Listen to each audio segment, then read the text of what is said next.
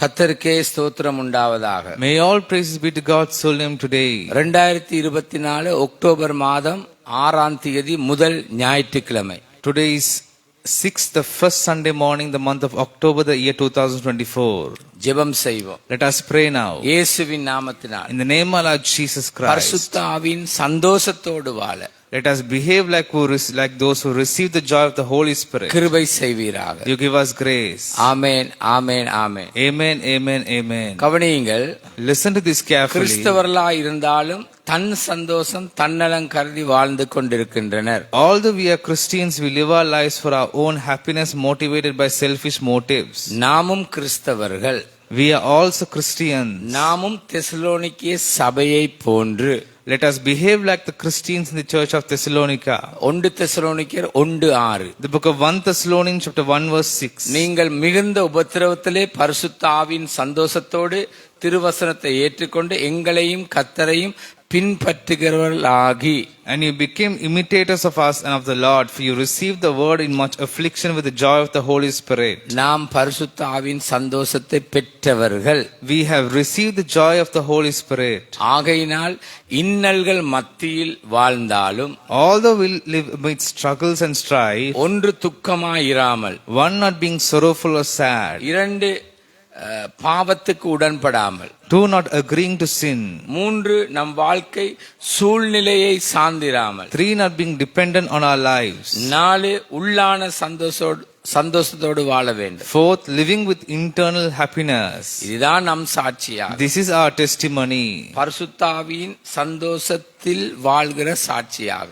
This is our testimony that we behave like those who have received the Holy Spirit. இரண்டாவது குறிப்பு. As my second point, வசனம் பெருகி செல்லும் வாய்க்கால்களாக மாற வேண்டும். let us become channels filled with God's word. 1 தெசலோனிக்கேயர் 1வது அதிகாரம் 8வது வார்த்தை. The book of 1 Thessalonians chapter 1 verse 8. எப்படியெனில் உங்களிடத்தில் கர்த்தருடைய வசனம் மக்கதோனியாவிலும் அகாயாவிலும் தொனித்ததும் அல்லாமல் நாங்கள் அதை குறித்து ஒன்றும் சொல்ல வேண்டியதா இராதபடிக்கு தேவனை பற்றின உங்கள் விசுவாசம் எங்கும் பிரசித்தமாயிற்று.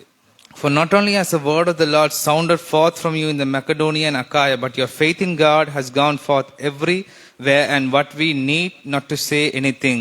கவனியுங்கள். Listen. சபையே, O church, வசனம் பெருகி செல்லும் வாய்க்காலாக வாழுவோம். let us become channels filled with God's word. 1. பிரகாசிக்கின்றவர்களாக வாழ்வோம். Let us become like those who shine.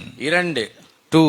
நம் சித்தத்தை தேவனிடத்தில் ஒப்பு கொடுத்தே வாழுவோம். Let us live our life by giving our will to God. 3. மன நிறைவு அடைந்தவனாய் கிறிஸ்தவ ஓட்டத்தை ஓடுவோம். 3. Let us run our Christian race like those people who are contented. 4. தேவனையே தொழுது கொள்ளும் வாழ்க்கையாக காணப்படட்டும். 4th, let our life be the one that worships the Lord. 5. வசனத்துக்கு அமைய பரிசுத்த வாழ்க்கையை வாழுவோம். 5th, let us live our life in a holy way according to the word of God. இடர்பாடுகளாய் இருந்தாலும் துணிவுடன் பொறுத்துக் கொள்வோம்.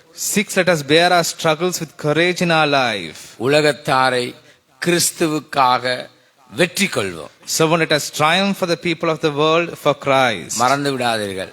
Do not forget, பரிசுத்த ஆவியின் சந்தோஷத்தை பெற்றவர்கள். we have received the happiness of the Holy Spirit. இந்த சந்தோஷத்தை எதுவும் மேற்கொள்ள முடியாது. There is nothing that can overcome this joy. வசனம் பெருகி செல்லுகிற வாய்க்கால்களாக Let us become channels that is filled with God's word. வாழ்ந்து கர்த்தரை மகிமைப்படுத்துவோம். Let us live and glorify His name. உலகத்தாரை கிறிஸ்துவுக்காக வெல்லுவோம். Let us triumph the people of the world for Christ. இயேசுவின் நாமத்தினால். In the name of Lord Jesus Christ. Amen, amen, amen. Amen, amen, amen. கர்த்தர் தாமே உங்களை ஆசீர்வதிப்பாராக. May God bless you abundantly.